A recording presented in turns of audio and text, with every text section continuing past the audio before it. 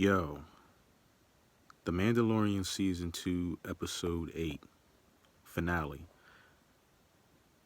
This episode right here is what all of the Star Wars fans, all of the Disney fans have been waiting for 40 plus years. Ever since, like, Return of the Jedi ended, we've wanted to see certain iconic characters pull up, and we wanted to see them full powered. There's certain things we've wanted to see since the end of the prequels and since the end of these sequels, if you can call them that Disney has put out. This episode right here, this 40-minute episode, did what three sequel movies couldn't do with all of their $200 million budgets, all of their special effects, all of their writers. This TV show, this 40-minute TV show, did what those movies could not do, what those movies refused to do. These sequel trilogies that we got from Disney with Rey, and Kylo Ren and all these other characters, man, these movies have been boring, frustrating, and spiteful of the Star Wars legacy and lineage as a whole. What they're doing on TV now with The Mandalorian, and even when you take a look at all of the Marvel shows, they're coming together to craft something, and put something together that's extraordinary. Like season 2, episode 8. All right, spoilers ahead. Okay, this episode is one of the most. This episode is the most glorious thing that Star Wars has done in years, in a very long time. And last year, Jedi Fallen Order, that was a step up from the sequel trilogy. The introduction of Ahsoka, the first Star Wars character to kind of jump mediums like that from the cartoons to live action. That was a big step. And this episode right here gave us Luke fucking Skywalker. And it was something that I thought we would never get. I never thought that we would get Luke Skywalker, at least not this soon. I thought that, okay, maybe he'll show up in the rumored Ahsoka show, or the rumored, her versus Thrawn show, or maybe in season 3, 4, or 5 of The Mandalorian, like a few years from now. I never expected that Dave Filoni and Jon Favreau and Disney themselves would give us something of such value so soon. I was not prepared for this. When I watched this episode, I was in shock. I saw the X-Wing and I was like, okay, well, maybe it's the first thing I thought of was maybe it's one of the officers that helped Mando escape the ice cave from episode 2. I was like, okay, maybe it's one of them, and maybe he's bringing up a platoon behind him or something like that. Then I thought, okay, well, if it's not them, maybe it's that Jedi that was kind of following them in like the beginning of the season. You saw her like one time. You don't know who she was. We still don't know who she was. But I figured, okay, maybe it's her. The last thing I thought of was, it can't be Luke Skywalker. It can't be. I even thought, in episode 7, where Grogu was reaching out to force wielders in the galaxy, I thought that maybe it could even be Cal Kestis. And I was like, okay, well, they're taking, characters from different mediums now, there's pretty much anything they won't do now except what was to come later on. I was like, there's no way it's Luke Skywalker. And even when I saw the green lightsaber, I was still in doubt. I was like, wait a minute. Okay, maybe it's that girl, like the Jedi in the black cloak that was following Mando in the beginning of the season. I was like, maybe it's her. It's not Luke Skywalker, though. Then when I saw him, like when the camera panned around and you saw like the black glove with the green lightsaber, I was like, no, it can't be Luke Skywalker. I was still in doubt. I wasn't fully sure until he actually removed the hood, because the whole time in my mind I was like, no, this cannot be. They're not doing this. But as the scene went on, like in all its glory, I became more and more convinced. I was like, they're doing Luke Skywalker. Like this is Luke Skywalker. And the OG trilogy is something that I've always kind of liked, but I was sort of like, I didn't grow up with them the same way I did the prequels. And it's actually a funny story. I saw Spaceballs, the parody of Star Wars, I think, before I saw the actual OG trilogy. And then when I actually saw the trilogy years later, when I was, like a teenager. I think I was like 13 or 12 or 13. I was like, oh, okay, yeah, this is cool. You know what I mean?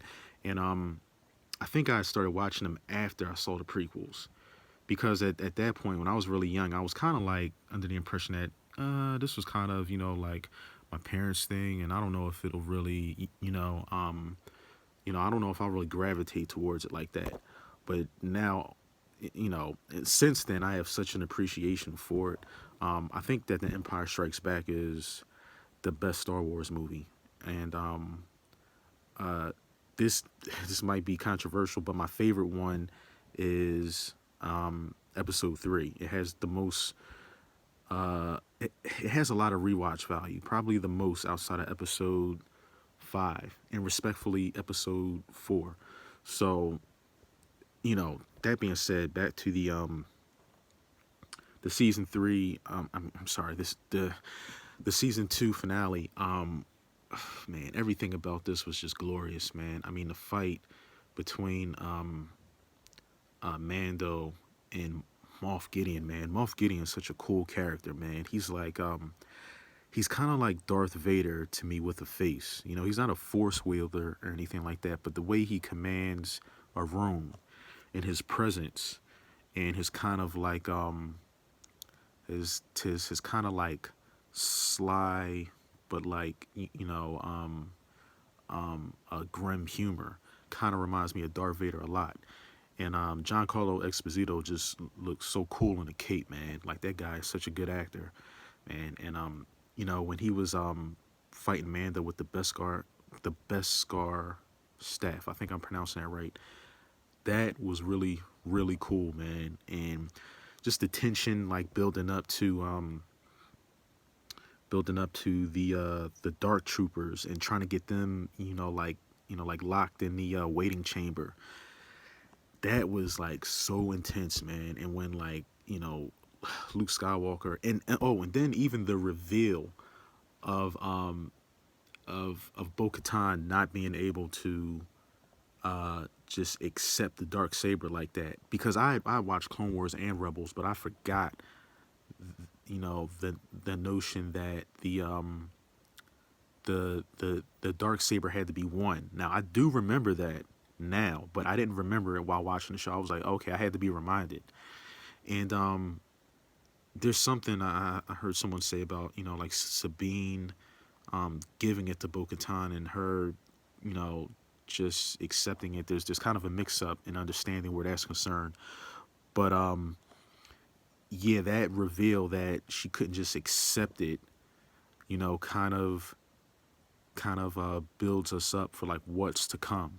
Probably that tension between her and Mando. You know what I mean? Because she wanted Mando to join the Mandalorian cause, but now it's this gripe between them. Like the dark saber is kind of between them now, and eventually, it's going to come down to Bo-Katan, because she's too proud, and she's a great character, but she's in position already as like a top commander in Mandalore, and she's not, like, her Mandalorian pride. Like, she's not just gonna let Mando keep it. Eventually, it's going to come down to, like, they're allies and comrades now, but eventually, it's going to come down to her challenging Mando for the dark saber, respectfully, I think, but no doubt it's going to be a challenge. And that reveal, when she brought him in, I think the second or third time around I watched it, I I saw the look on her face, and I was like, she's like, oh shit, what happened? And I didn't pick that up before, but like I said, I didn't remember that the dark saber had to be won, and in combat, so that reveal, man, and Luke Skywalker and then R2 popping up to kind of put that, like, that cherry on the that cherry on top, with the icing on. I was just like, yo, I can't believe they actually did it, man. I feel like Star Wars can only go up from here. It can only go up from here because they're listening now and they're doing what people want to see. Kenobi, that's going to be coming out. They're bringing back Ewan McGregor and Hayden Christensen. Like, we've always wanted to see more of that, and the movies are great, but the movies never have enough time to comb through sort of the smaller details of what's going on with the characters, and it never. I feel like they never fully flush out what's going on. It's like the movies are always moving. They're always moving, like, nonstop, like moving too fast sometimes. You know what I mean? And it's like, episodes, the way they're set up, they're like installments of a larger story, so they never really stop to explain things. It's sort of like you're here, and then now you're here, and now this is going on, and now there's a new threat. We have to deal with this. You know what I mean? That's probably maybe the only gripe I've ever really had with Star Wars, I guess. But other than that, it's always been like cool to me. You know what I mean? But these Disney Plus shows, they're taking the time to, like, slow down and flesh out these characters and give people what they want, man. And it's like we're finally going to get Darth Vader, in a series, man. And we're going to have it with Hayden Christensen, and we're going to have all the things that the books and the comics always explain. But for people who don't pay attention to those mediums, we're finally going to get a live action version of these characters in their day-to-day lives doing what they do and thinking the way that they do, man. Like Darth Vader, coming to terms with his suit and his injuries, and using the dark side of the Force, and missing Padme and his children, or his child, because he doesn't know of Padme conceiving twins yet. He doesn't find that out until later on, much later on. And and seeing all that, and seeing Obi-Wan Kenobi having PTSD, which is something I really never considered watching the OG trilogy. That he's out there just kind of going batshit crazy. You know what I mean? Like, he essentially had to kill his little brother and his best friend, and he had to do it at his own hand, and watch him burn alive. That would be traumatic for anyone. And those are, that's one of the things that movies never take time to explain. But I feel like them introducing Luke Skywalker is the best thing that they ever could have done, because we've never seen him live action go off like that. And The Last Jedi, that piece of crap movie. I mean, not the Last Jedi. Yeah, the Last Jedi. That piece of crap movie. I wanted to make sure I wasn't saying Return of the Jedi, but yeah, the Last Jedi, man. That was the worst out of the trilogy, I think, and um, the way they handled Luke Skywalker was just terrible. And I've always wanted a cartoon or something to take me along for the ride of getting to know Luke Skywalker sort of like better. You know what I mean? Because there was the OG trilogy, but that was way before my time. And to a lot of people, like Luke Skywalker is their hero. I'm not saying that he's not mine, but the the movies had been out for so long, and I was younger. By the time I started noticing them, I was like, oh, okay, I can see how these are good, but they're sort of dated in a way. And it's like I can kind of relate to them, but as I got older and older, I appreciated them much, much more. And they are better than the prequels, and they are better than the sequels. Like I said, The Empire Strikes Back is one of it's the best Star Wars movie, I think. And of course, it has a lot of rewatch value. Like like I said, my favorite is Episode 3, but the best one is The Empire Strikes Back, hands down. So yeah, man, I think that we have a lot of exciting things to look forward to with this new collection of Star Wars series coming out. And there was a lot of stuff announced, not just Kenobi, and at the end of we got the Bad Batch coming out, which is going to be really, really cool because they were a cool team in the Clone Wars season finale. I'm looking forward to that.